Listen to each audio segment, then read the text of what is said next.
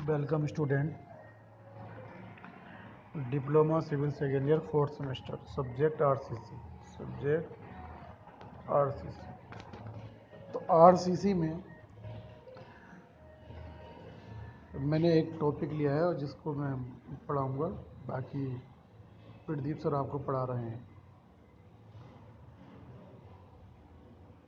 तो मेरा जो आज का टॉपिक है वो प्री टेंशन और पोस्ट टेंशन का है, यानी कि जो प्री कास्ट मेंबर होते हैं और तो उसके बारे में समझाना है। तो इसका जो भी पार्ट है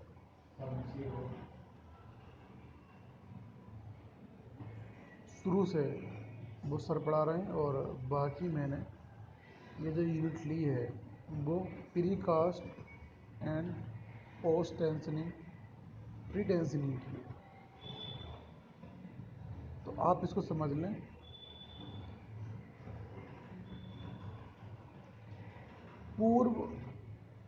पूर्व तनिकाल यानी कि प्री टेंशनिंग का मतलब होता है कि जो भी हमारे पास क्षण है उसको हम पहले ही टेंशन दे देते हैं। प्री टेंशनिंग इस विधि के अनुसार पहले प्रबलन तारों को बलपूर्वक खींचकर इतना खींचते हैं ताकि प्रतिबल उत्पन्न कर लिया जाता है। तारों को खींचने के लिए इनका एक सिरा एनकोर से बांधा जाता है और दूसरे को मैकेनिकल विधि से खींचा जाता है। इसके बाद सांचे में कंक्रीट भरकर इसे कठोर होने दिया जाता है। कंक्रीट कठोर होने पर तरल छड़ों को अच्छी तरह जकड़ लेती है। अब तारों को खींचकर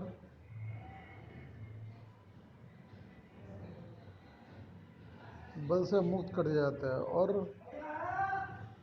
बाहरी टेंशन हटाने पर तारें अपनी मूल लंबाई में आने के लिए चेष्टा करती हैं, परंतु कंक्रीट में जकड़ी होने के कारण ऐसा नहीं कर पाती, जिसके फलस्वरूप कंक्रीट अवयव पर दाब पड़ता है और इसमें कंप्रेसिव प्रतिबल उपजते हैं जो बाह्य भारों के कारण उत्पन्न तनन प्रतिबलों को कर्तन उदासीन करते हैं। अवयव में पूर्व प्रतिबलन का परिमाण कंक्रीट की टेंडन के मध्य अभिलोक पर निर्भर करता है और तारों का व्यास 2 से 3 mm रखा जाता है।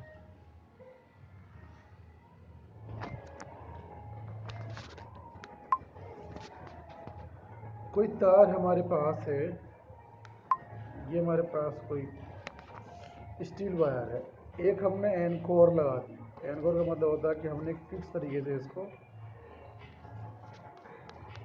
फिक्स कर दिया और इस वाले तार को खींचने के लिए बहुत सारे हमें प्रेशर लगा। जब हमारा तार खींचता है तो एक तरीके से पकड़ा हुआ है, खींचने के बाद में फिर हमने उसमें बहुत सारी कंक्रीट भर दी। जब कंक्रीट भर जाती है तो हमारे पास जो भी फोर्स हमने लगा रखा था उस फोर्स को हम हटा देते हैं। जब वो फोर्स हट जाता है तो वो तार वापस उसी स्थिति में आने की कंडीशन में होती है, मगर कंक्रीट से जकड़े रहने के कारण तार का जो खिंचाव हो गया फिर वो अपने खिंचाव में वापस नहीं पहुंचता है। इसे ही हम प्री टेंशनिंग कहते हैं, यानी कि हम स्टील वायर को पहले ही प्री टेंशनिंग देते हैं और जब प्री टेंशनिंग मेंबर हम बनाते हैं कंक्रीट भरकर, तो ये जो मेंबर हमारे होते हैं ये पूर्णतः कंप्रेसिव लोड को या टेंसाइल लोड को लेने के लिए तैयार रहते हैं। जैसे उन्होंने बताया कि इस बेसिक के अनुसार टेंडन, इसको टेंडन वायर बोलते हैं, कि इस विधि के अनुसार सब पहले टेंडन्स को बलपूर्वक खींचकर, टेंडन मतलब होता है जो हमारे पास ये वायर है, बलपूर्वक हम न खींचते हैं बलपूर्वक खींचकर इनमें तनन प्रतिबल उत्पन्न कर लिया जाता है। तनन, अब इधर से हमने खींचा और इधर से हमारा फिक्स है, तो इधर से भी हमारा एक तरफ खिंचाव जा रहा है। तो ये टेंडन जो वायर्स हमारी है इस तरीके से इस पर फोर्स लग रहा है, तो इसके अंदर खिंचाव उत्पन्न हो जाता है। तो इनमें तनन प्रतिबल उत्पन्न कर लिया जाता है। तारों को खींचने के लिए इनका एक सिरा एनकोर से बांधकर, अब ये हमारा एनकोर होता है, ये हमारा क्या है, एनकोर।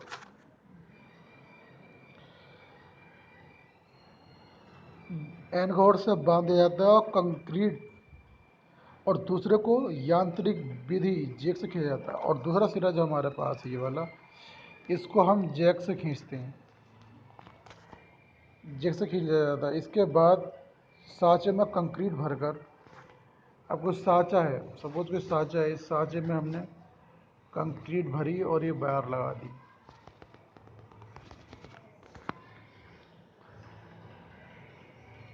कंक्रीट भरकर कठोर होने दिया जाता है। कंक्रीट कठोर होने पर, अब जाहिर सी बात है, जब आपने इसमें कंक्रीट भरी है कुछ समय बाद कठोर हो जाएगी और ये मेंबर हमारा बिल्कुल रिजिड हो जाएगा। जब दृढ़ मेंबर बन जाएगा तो जो भी हमारे पास इसके अंदर छड़ थी,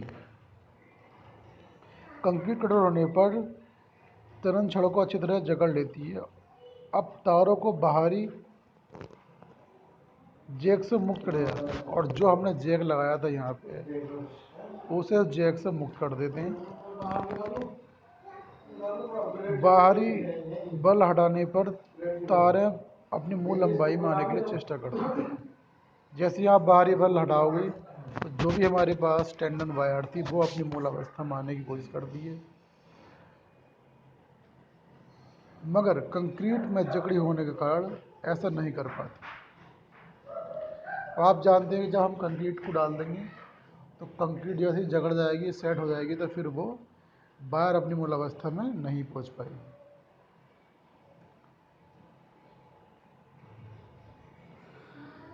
कंक्रीट अवयव पर दाब पड़ता है, कंक्रीट अवयव पर दाब पड़ता है और इससे कंप्रेसिव प्रतिबल उपजते हैं। बाह्य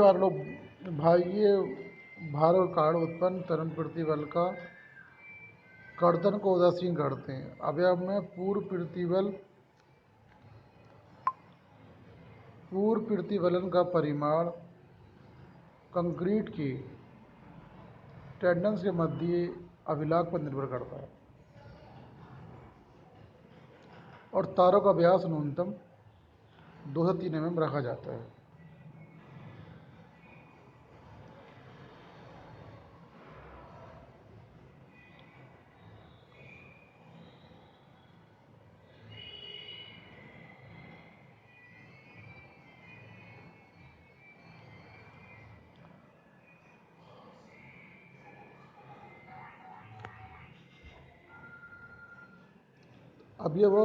में पूर्व प्रतिबलन का परिमाण कंक्रीट के टेंडन्स के मुख्य अभिलाग पर निर्भर करता है, और जो भी हमने मेंबर बनाया है उसका जो लोड है वो टेंडन्स वायर पर निर्भर करता है, और तारों का व्यास न्यूनतम 2 से 3 mm रखा जाता है। तो ये था हमारे पास प्री टेंशनिंग। तो प्री टेंशनिंग यानी पूर्व तन्वीकरण, जो हम पहले ही उसको टेंशन देते हैं। अब आता है हमारे पास पोस्ट टेंशनिंग। पोस्ट टेंशनिंग यानी कि पश्च तन्वीकरण।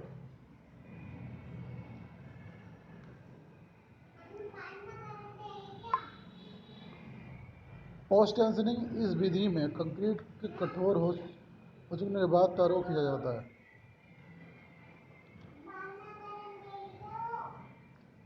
सांचे में कंक्रीट के भरते समय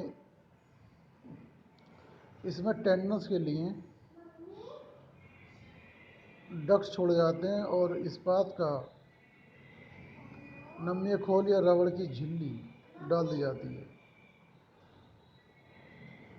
इसमें बाद में तारें खींची जाती हैं और ऐसा करने से कंक्रीट और इस्पात में कोई अभिलॉक नहीं होता और कंक्रीट सेट में कठोर हो जाने के बाद तारों को खींचकर इनमें त्वरण उत्पन्न करने में दिक्कत नहीं आती।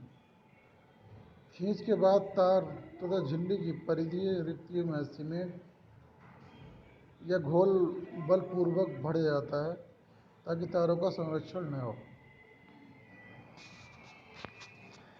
तो पोस्ट टेंशनिंग क्या है जी? पोस्ट टेंशनिंग सिर्फ ये है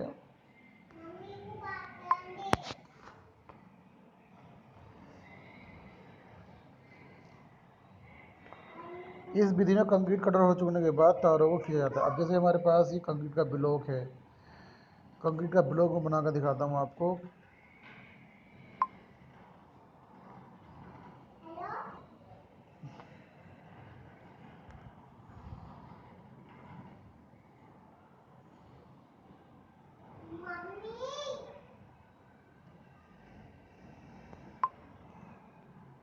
ये कंक्रीट का ब्लॉक है, ठीक है। अब इसमें क्या करा इन्होंने, अब यहाँ पे एक होल छोड़ा तो ये होल आर पार जा रही है, बहुत सारे होल छोड़ते हैं। तो ये जो होल जा रही है तो इस होल में हम बाद में कोई भी वायर डाल सकती हैं करके। तो पोस्ट टेंशनिंग का मतलब होता है कि जब कंक्रीट कठोर होने के बाद तारों खींचा जाता है। इस ब्लॉक में कंक्रीट भरते समय इसमें टेंडन के लिए कुछ डक्ट छोड़ देते हैं। डक्ट का मतलब छेद। तो कंक्रीट भरने के लिए डक्ट छोड़ देते हैं। तो जैसे अगर मैं इसको मेंबर बनाऊँ इस तरीके से, ये हमारे पास तो कंक्रीट भरने के लिए भरते समय टेंडन्स के लिए कुछ डक्ट छोड़े जाते हैं और इस्पात का नम्य खोल या रबड़ की झिल्ली डाल दी जाती है, जिसमें से बाद में तारें खींच ली जाती हैं। ऐसा करने से कंक्रीट और इस्पात में कोई अभिलाग नहीं होता और कंक्रीट सेट और कठोर हो जाने के बाद तारों को खींचकर इनमें त्वरण उत्पन्न करने में दिक्कत नहीं आती है। और खींचने के बाद तार तथा झिल्ली ये परिधीय रिक्ति में सीमेंट घोल बलपूर्वक बढ़ जाता है ताकि तारों का संरक्षण न हो।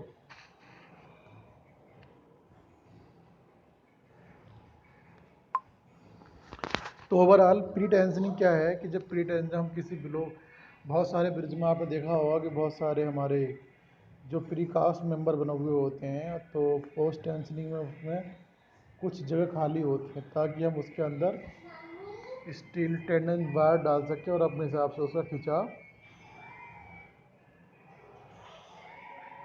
कर सकें।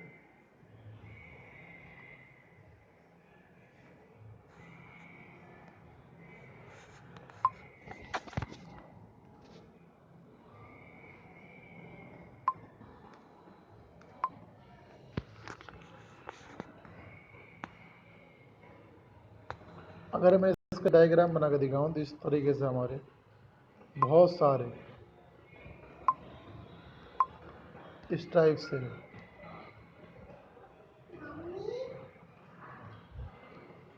इस टाइप से। अब ये जो हमारे पास अब ये मेंबर्स बना हुआ है करके, तो इस मेंबर में क्या है, ये जो हमारे पास वो होल जा रहे हैं ये लगातार लास्ट तक जा रहे हैं। इस होल से क्या है कि बाद में हम कोई भी अगर वायर डालेंगे, ये हमने कोई वायर डाली ये करके, तो उस वायर को हम टेंडेंस वायर को फिर खींच सकते हैं।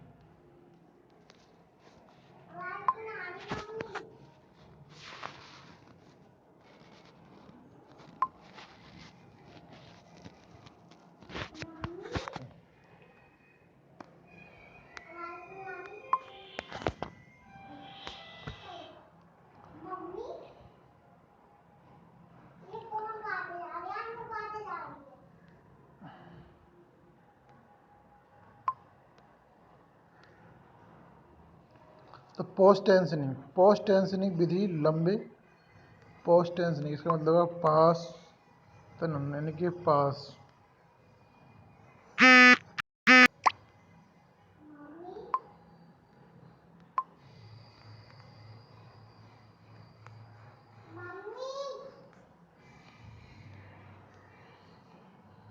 पास तन का मतलब पोस्ट टेंशनिंग।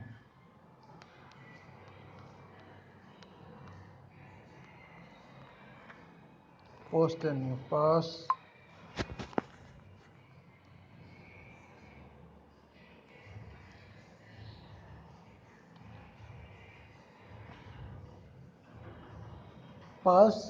पोस्ट टेंशनिंग विधि लंबे स्पान वाले संरचनाओं लंबे लंबे पार्टों वाली संरचनाओं भवन पुलों गार्डरों आदि के लिए अपनाई जाती है। पोस्ट टेंशनिंग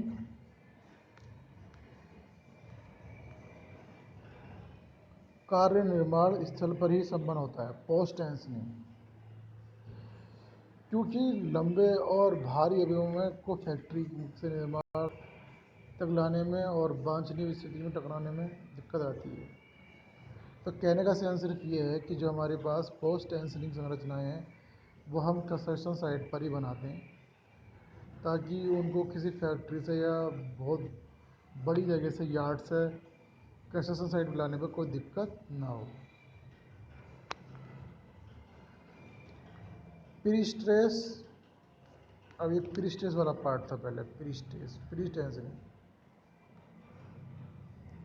प्री-स्ट्रेसिड के फ्रेंसिनेट सिस्टम और लाभ और हानि को लिख लीजिए। मेरिट इससे क्या क्या गुणधर्म है।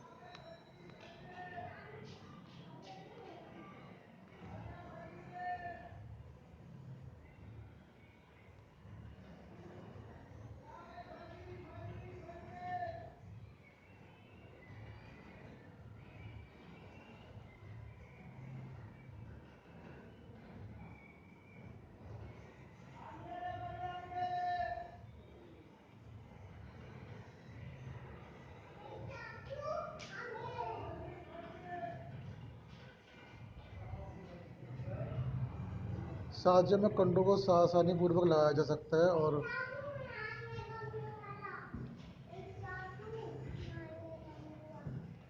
फ्रेंसिस सिस्टम्स में यूज किया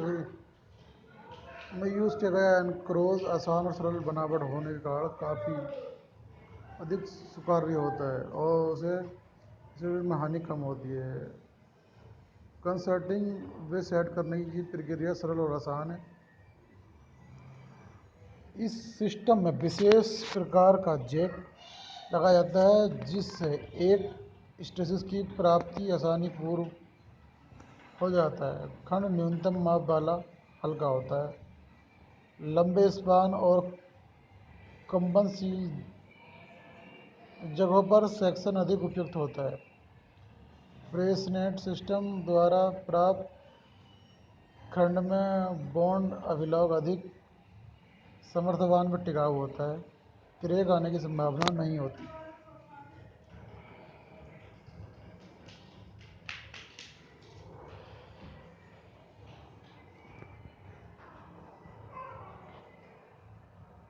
क्रैक्स आने की संभावना नहीं होती है।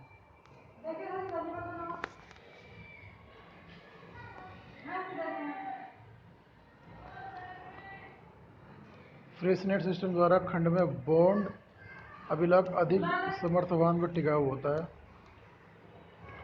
लंबे स्पान व कंपनशील जगहों पर सेक्शन अधिक उपयुक्त होता है। खंड न्यूनतम माप वाला हल्का होता है। इस सिस्टम में विशिष्ट प्रकार का जैक लगाया जाता है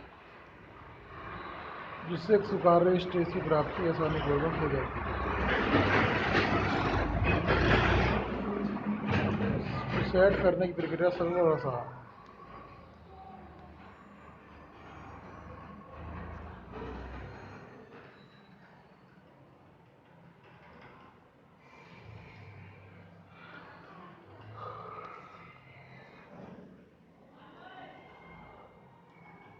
इस विधि में गुणों के साथ साथ हानियाँ भी बहुत होती हैं। प्रयुक्त कंक्रीट में पर्याप्त संकुचन होता है। प्रयुक्त कंक्रीट में एक निश्चित सीमा तक यह विरूपण होता है, जिसके कारण कंक्रीट अपने मान पर नहीं पहुंच पाता है। इस्पात के क्रीप के कारण स्थिरता में फिसलन होना, कंक्रीट की सिकुड़न होना, फिनिशिंग सिस्टम में कुशल और योग्य कार्मिकों की आवश्यकता होती है। इसके लिए कुछ उत्तम क्वालिटी ऑफ कंट्रोल की आवश्यकता होती है और जिससे खर्च अधिक आता है। तो प्री स्ट्रेस जो हमारे मेंबर होते हैं उसमें उसके लाभ, गुण और हानि दोनों दिखा रखे हैं। अब हानि की बात करें तो उसमें ज़्यादा खर्चा भी आता है। लाभ की ये बात है कि बहुत कम समय में कहीं पर भी हम एक बड़ा से बड़ा मेंबर डिज़ाइन कर सकते हैं। तो स्टूडेंट, ये आरसीसी का मेरा एक पहला लेक्चर था और जिसके ज़रिए मैंने आपको बताया कि प्री टेंशन और पोस्ट टेंशन क्या होती है। प्री टेंशन को आप समझ लें। प्री टेंशन में जो भी हमारे पास टेंडन वायर्स होती हैं उनको क्या करते हैं हम खींच कर उसमें हम सीमेंट कंक्रीट से ऐड कर दें ताकि सिकुड़न जब स्टील वायर्स में होगी तो वो हमारी कंक्रीट उससे सिकुड़न नहीं करने देगी और ताकि वो तरंग कंडीशन में रहेगी। और पोस्ट टेंशन का मतलब सिर्फ ये था कि बहुत सारे मेंबर हम जहाँ पर हमें टेंडन वायर देनी होती है उसको हम थोड़ा रखते हैं और उसके अंदर हम बाद में टेंडन वायर डालते हैं, फिर अपने हिसाब से उनको हम खींच सकते हैं। तो अलग अलग पोस्ट टेंशन एक बड़े